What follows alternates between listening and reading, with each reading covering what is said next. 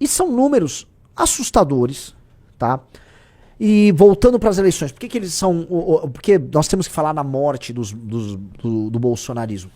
Não há possibilidade, da parte deles, de fazer um enfrentamento ao Lula. Porque em todas as categorias que eles forem disputar com o Lula, é pau a pau ou perdem. E esta é a verdade.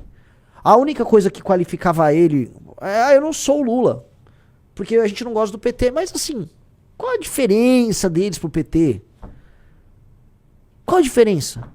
Eles roubam com a bandeira, nem do Brasil, eles roubam com a bandeira dos Estados Unidos na mão? É isso? Eles são toscos, são burros, são corruptos, andam com os piores caras do Centrão, não tem projeto de Brasil. Tem nada ali. Tem nada ali. O que tem foi um truque que enganou por anos a fio um monte de idosos. O que é o bolsonarismo além de um golpe nos idosos? O que é o filme Dark Horse? É um golpe em idosos. Não, eu juro pra você, eu acho que, né, vamos ver se vai sair esse filme. Saindo esse filme, vai ficar um monte de senhor e senhora de idade. Quem é o Cicatriz? Gente, é um personagem fictício. Não, fica fictício.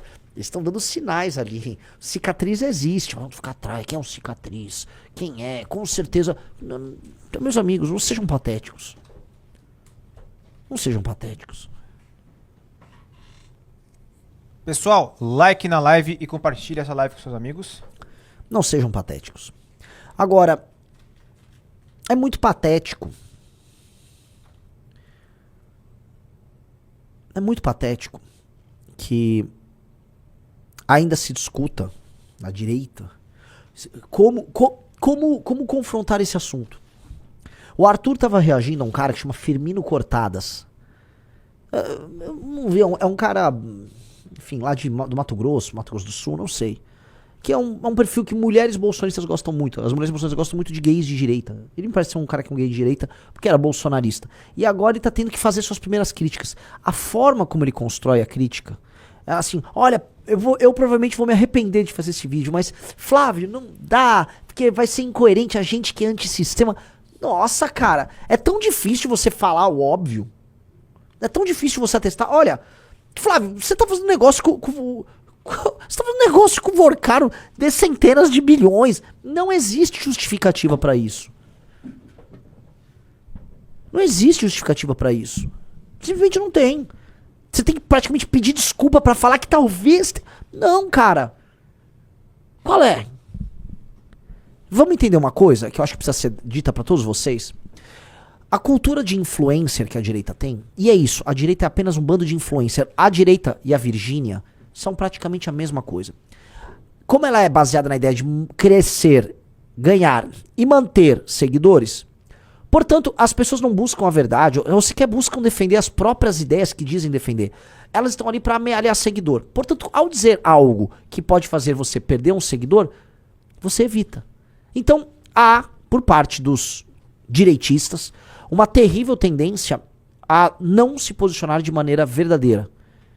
E há, portanto, uma eterna fingição. A cultura das redes sociais, ela contaminou de tal modo a direita, dado que a direita não tem cultura política, não tinha partido, não tinha estrutura, que a direita é composta basicamente por fingidores, são todos fingidores.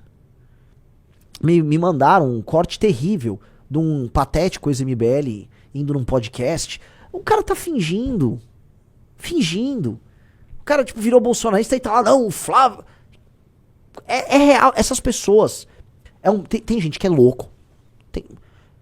E tem gente que né? Acha assim, não, as redes sociais caem nisso. É muita mentira. O Fernando Holliday. O Riso até tava tirando sarro dele. O que virou esse cara?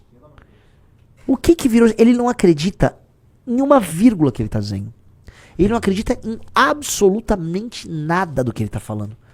Mas é um jogo. Então, assim, o bolsonarismo tá sendo mantido como um truque de redes sociais. O bolsonarismo, volta a colocar, ele respira por aparelhos. E o aparelho que mantém ele vivo, a máquina, é basicamente o algoritmo das redes sociais. Porque se você retirar isso agora, se desligar as redes sociais, não existe bolsonarismo. Simplesmente não existe. Entendeu? o bolsonarismo acabou, galera. E eu acho que a gente, né, já anunciaram a morte deles várias vezes. Já muitas vezes. Até na derrota deles eleitoral. E sim, eles vêm num processo de perda, assim, de perda de espaço político, perda de autoridade, né? Estão sendo desafiados internamente. Racharam. Tem a ala da Michelle, tem a ala do Silas Malafaia, tem a ala do Nicolas. Dentre os nicolistas, tem os nicolistas que puxam o saco do Flávio e tem os nicolistas que já batem no Flávio. Então, mesmo deles tem a divisão. Você tem o novo, que é dividido entre o novo bolsonarista flaviano, o novo nicolista e um pequeno núcleo de novistas zemistas, tá? Então, assim, não existe mais um bloco coeso, nunca existiu proposta, nunca existiu nada. E aí, onde termina, tá? Onde isso tudo termina? E é aqui que eu vou colocar.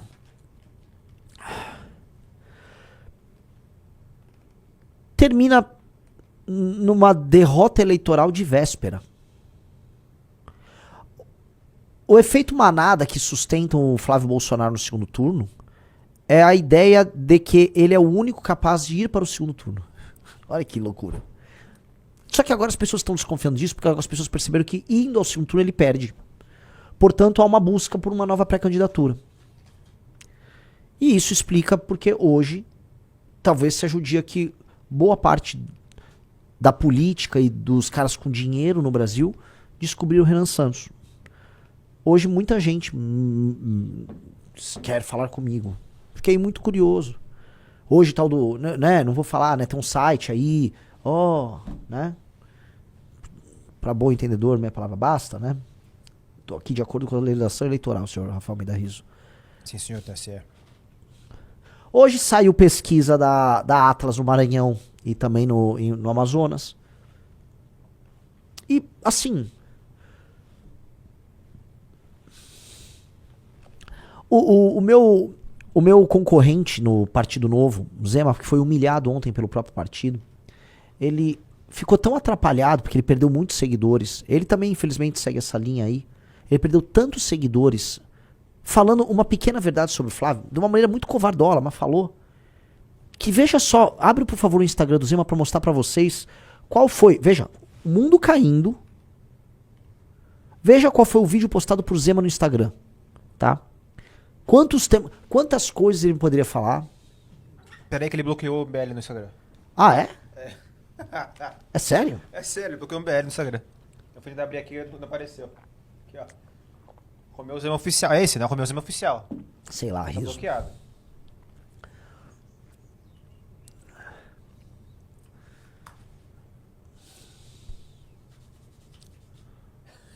Abrindo anônimo apareceu. Ok, veja o vídeo. Esse aqui? Não, o vídeo que saiu hoje, né, Rizzo? Esse aqui abraçando um cara. O mundo caindo, tudo pegando fogo. Qual é o post de Romeu Zema hoje? Vai ser o primeiro em teste de Libras com síndrome de Down do Brasil. Olha, Informação. que beleza. Isso é um fenômeno. Parabéns mesmo. Viu? Meu sonho é conhecer o senhor. Uai, que coisa boa. Já conhecemos. Pelo menos tira uma foto do senhor. Vamos tirar aqui, ó. Vamos. Aqui, ó. Aí, ó. Vamos lá, ó. Ah, como é que é? É assim? É isso, ó. Isso. Eu sei também, ó. Tá vendo? Muito prazer. Eu te amo em Libras. Então. Você é o melhor governador de Minas, porque o seu trabalho valoriza muito as pessoas. Muito obrigado. Mesmo sendo uma pessoa com síndrome de Down, isso não me impede. Fico muito feliz de escutar. te conhecer. Obrigado, viu? Parabéns aí pela carreira, viu? Tudo de Nada bom. com um vídeo fofo, tá? Agora, ele não vai falar mais do assunto? É isso, Zema? Então tá tudo ok. Tudo ok. Tá tudo normal. Isso é...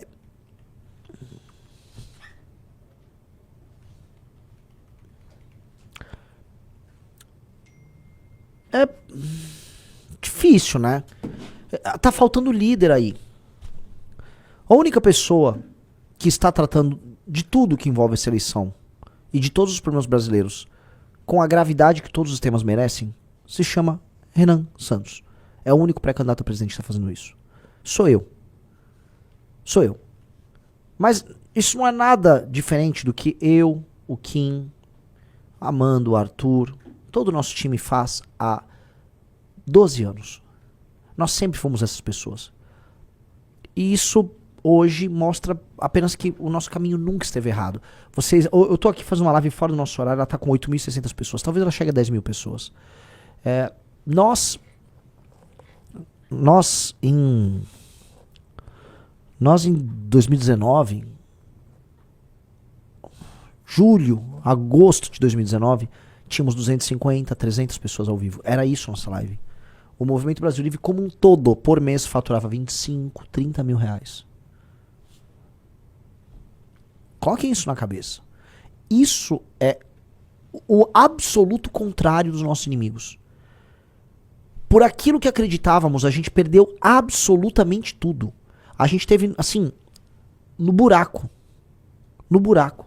E com uma ficção maluca de que a gente ia dar a volta por cima, de que a gente estava certo, a gente deu a volta por cima e a gente estava certo. É real. Isso acontece. E assim, como a internet ela permite que você tenha os registros de tudo, e muitas pessoas daquela época estão aqui hoje, as pessoas se lembram. As pessoas se lembram e falam, nossa, realmente isso aconteceu. E hoje nós estamos aqui, participando das eleições presidenciais, sem Vorcaro, sem ninguém. Montamos um partido político com o nosso dinheiro. Construímos a Valete Plus, construímos a revista Valete, construímos tudo de maneira digna. A gente vive o que a gente prega. Os bolsonistas não vivem o que eles pregam. O que os bolsonistas fizeram foi ver naquela massa de milhões de brasileiros que estavam nas ruas derrubando Dilma Rousseff um mercado. Um mercado de otários. Foi isso que eles viram. Eles resolveram abusar intelectualmente e emocionalmente dessas pessoas. Eles enganaram, eles entregaram um farsante como candidato, eles elegeram o farsante, venderam produtos, venderam narrativas, venderam ilusões. Foram anos de engano. Agora o engano tá indo e assim, muita gente vai permanecer com eles. Eu falo uma coisa, o Flávio vai cair nas pesquisas, mas ele jamais cairá para menos de 20%.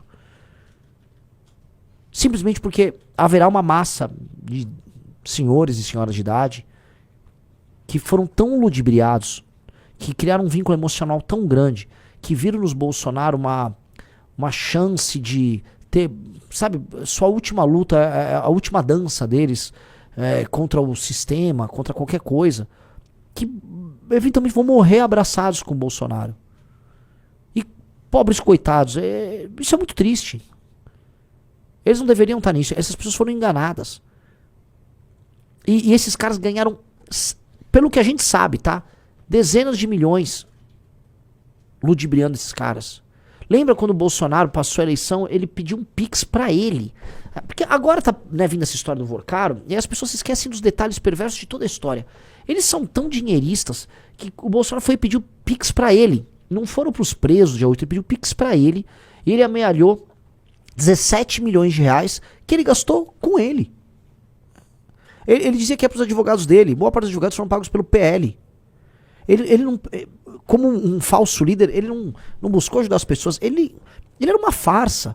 Tanto que o filme biográfico que está sendo feito sobre ele, como eu mostrei pra vocês, recriou a história dele. Inventou lá que ele prendeu um traficante e o cara mandou o Adélio matar ele. Porque a vida real, a história que vocês tinham que contar, é como vocês criaram um meme lá no programa da Luciana Gimenez, e isso ludibriou milhões de pessoas, e com base nisso eles ganharam uma eleição e não sabiam o que fazer com o país que vocês assumiram, fizeram fortuna, enganaram mais um monte de gente, viram que iam perder a eleição, enganaram de novo as pessoas, mandaram elas pra frente do quartel, tentaram um golpe muito mal ajambrado, terminaram presos, e ainda tentaram ganhar mais um dinheiro depois.